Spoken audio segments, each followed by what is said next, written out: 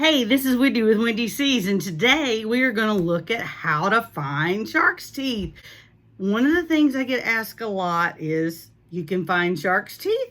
Yes, you can find shark's teeth. Shark's teeth on a beach tend to be pretty small. This is actually kind of a large one for the beach that I go to, and I'm going to put up a little sheet so that you can see it. Not very large, not very amazing. This is another little one. I have several here, so hopefully you can see those. Shark's teeth tend to be dark black and triangular shaped. But let's talk about where you find them, why, how you find them, all this stuff. I get so excited. I get way ahead of myself, and I tend to talk really fast, and I just get so excited sharing what I know with you. So let's talk about how to find shark's teeth. First of all, it's a good idea to research where you're going to be looking for shark's teeth, because not all places have them. And you've probably said, I've never seen a shark's tooth at the beach, or I've been walking down a river creek bed or river bed and I've never seen a shark's tooth. It may be that they're not there. You're looking at places that were once covered by ocean. So if you know that this place was once covered by ocean, there is a chance that as you dig or as you work through sifted sand or sand that's been dug way down, you may find some teeth. In the east coast of the United States, where there are sandy beaches, we find shark's teeth. A lot of the riverbeds, especially in Florida, Peace River comes to mind. In South Carolina, the Cooper River, there are places where you can find shark's teeth on the shores, or often there are people that actually go out and dive off the coast of North Carolina or in the Cooper River in South Carolina to find shark's teeth, or any fossil hunting sites that you might have a chance to go to. And there are many of those out west of the United States. So as you look for places to find shark's teeth, do your research. Let's say you're going to North Carolina to the beach. Do a little research and you'll find that Topsail, North Carolina is a great place to find shark's teeth. If you go to South Carolina beaches, Folly Beach and Myrtle Beach are great places to find shark's teeth. But here's what's funny. Folly Beach is really close to Charleston, but Isle of Palms, no shark's teeth. So as you look at different places, you'll find that even places right next to this beach where there's supposed to be great shark's tooth hunting or finding, the beach right next to it might not have as many, and has something to do with I'm going to say tides and the sifting of that sand. Beaches that they've done sand reclamation, where they put sand on the beach, those sometimes you'll find some good finds there. So a lot of it's just keeping your eyes peeled when you're at the ocean to see if you see any shark's teeth. I have personally found, I don't know how many shark's teeth, hundreds. It's a game we play. Once you show a child how to find shark's teeth, you're going to have, or even an adult, you're going to have a hard time getting them to quit looking for them. It's so much fun. It's almost like a little treasure hunt. And what's wonderful is if you can find a shark's tooth bigger than this. This is actually a pretty big find for me at Myrtle Beach, South Carolina, but let me show you some that are a little bit bigger. People love finding these larger ones. This happens to be a great white, I believe, and if I'm wrong, we'll talk about that in a minute, because I'm still learning, and I have a rule. While we're learning new things, it's okay to make mistakes. You're learning. So don't take anything I say as gospel, but I am trying really hard to show you what I do know. And it's so much fun to find a large tooth. They're harder to find. You have to really train your eye for finding all of these teeth. So I have some tips and tricks that help me find teeth, and I'm going to take you on a little adventure in just a minute also. But basically, I look for several things. You want a sandy beach. You want to find an area of the beach where there's lots of shell debris, lots of pieces of shells just everywhere. Start combing through there. And I have a couple of rules. I like to hunt at low tide. I like to hunt after a storm. I like to hunt as the tide's coming in and it goes back out. It comes in, it goes back out. I am letting the ocean water do some sifting for me. I'm looking for black triangular pieces. That's how I start to find them. And then I can train my eye or start looking for other things. But I start with the little black triangles. And I have a rule. If I find one black triangle, I don't stop. I stay in that area and I try to find 2 or 3 more. Usually it's like when I find one, I start finding many more. So that's a little tip or trick. Don't move on. Stop and keep looking. It's amazing what you might find. I'm going to show you video of a very windy day where I took my friend Satish on his first ever shark hunting experience, to the point, shark's teeth hunting experience, to the point that he had never even found a shark's tooth. I had to find some myself first and show him what they look like, these little small teeth, and then set him loose, and you'll be amazed at what he did. I must be a wonderful teacher. No, it was just fun. We had a great time. I had an awesome time after that sharing shark's teeth with my students, and we looked at, this size to this size, these little tiny ones, and we had a lot of fun. It was one of those things where it brought us into a discussion about sharks that exist today and the sharks that used to exist, and what they eat, more details about their fins, their body shape, where they live. So there's so much there to study and to learn about sharks using their shark's teeth, using their teeth.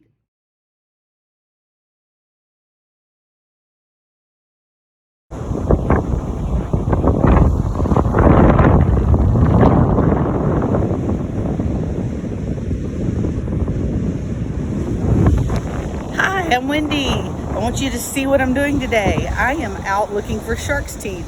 It's a windy, chillier day here in South Carolina, and I am going to show you my method. First of all, you want to find a place at the beach that has shark's teeth. Not all beaches have them.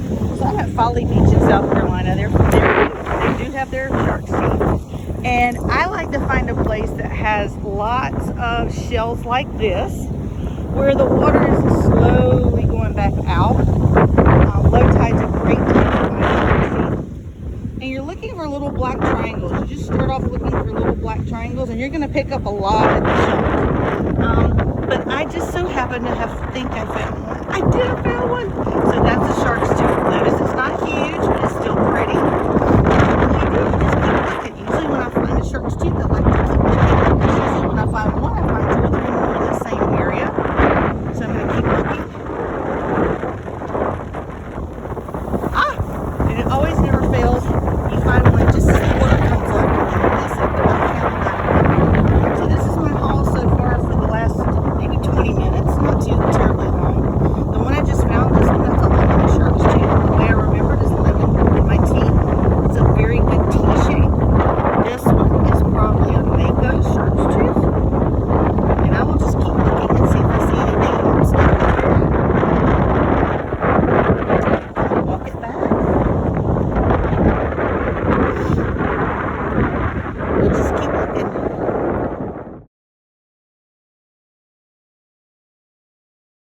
My friend Satish, she just got this very first big shark. That is gorgeous. All right, let me take a picture.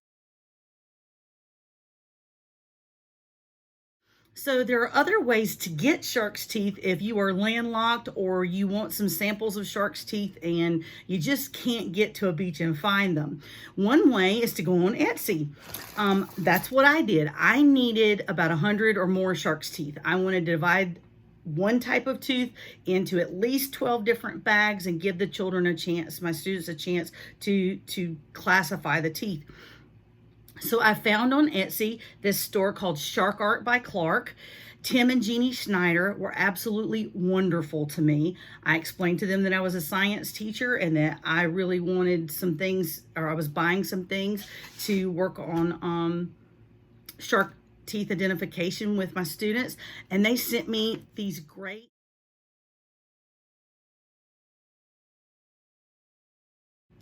identification sheets.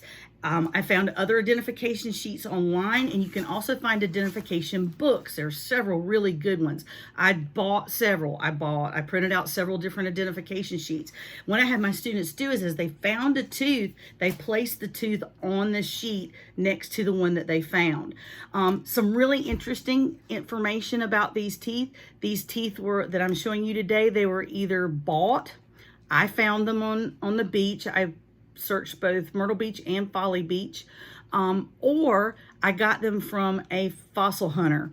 I have a friend that's a fossil hunter, and I want to say thank you to Jim. He collects tons of teeth. He's a diver, and one of the things he does is he keeps, of course, the ones that are his favorites, and then the ones that are broken, like this one or like this one, he gave to me. And I decided his trash is my absolute treasure. Putting these in the hands of students, the kids went wild. They were like, Ms. Rock, we've never seen one like this before. And you can imagine, like my niece and nephew, they were just fascinated because you can feel the serrations of the edge here. It's like a serrated knife. Putting these in the hands of a student or a child or even an adult like me, I went crazy. This is awesome. This is a megalodon tooth. That's an extinct shark. Right? This is an extinct shark. You can tell by this little V right here. I just explained that to my students that we didn't need to go into more details, but it's also called a burlette. This is actually the root of the tooth. You'll notice the root's not like our tooth. If we have to pull our teeth, they have to pull out the root, and that hurts and it's not good. I don't like having to go do that. Sharks' teeth are not embedded in their jaw. Their root isn't deep like ours. And like I said, they can lose up to 4,000 teeth a day. Did I say a day? 4,000 teeth a day. Yes, that is a correct one. 4,000 teeth a day or 50,000 teeth in a lifetime. But I wanted to show you, they're in layers in the jaw. This is actually a very old jaw that I purchased way back in a souvenir shop, but hopefully you can see the rows of teeth. So what happens is, as this tooth wears down or breaks off in prey or something like that, there are teeth right behind it to take its place, and you can see those really much better here. So there are teeth to take their place, and so they're constantly losing teeth. And since there are so many species of sharks, you can find different types of teeth. For example, this is a lemon shark, and the way we remembered it in class was, if it looks like a T, we called it lemon tea. This is a lemon shark. Sand sharks are usually longer and thinner teeth, and bull sharks are a little bit fatter. And then we kept looking, and we found all kinds of different things in our fossilized teeth that Mr. Jim and Tim at the Etsy shop sent us. For example, this is a great white tooth. And the way we knew that was we just matched it up to the picture of a great white tooth, and those matched pretty closely, so we decided that was right. This one is a hemipristis tooth. We don't have these in South Carolina.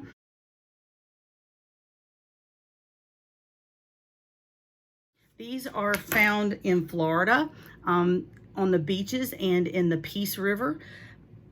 This one's kind of interesting. Can you see that broken off tip? This is wear from eating. And so what's neat is to find these teeth and be able to identify not only the tooth, but that, hey, this tooth has been used to eat something. And an important note, sharks don't eat people all the time, if ever. They've been around longer than we have, and they are not aggressive as a rule. The sharks I saw in Grand Turk that were swimming right there with us were more like puppies or birds in the sky. They paid us very little attention. They kind of wanted to see at one point if we had any food for them, and when we didn't, they swam off. And most divers will tell you that that's the case. They're just not something I think we should fear. There are very few shark bites. The most dangerous thing you do every day is driving a car. So fear the other person driving a car more than you do sharks. This is a really cool tooth. I love the little side teeth here. And this one I think belongs to this group. So this is also an extinct shark.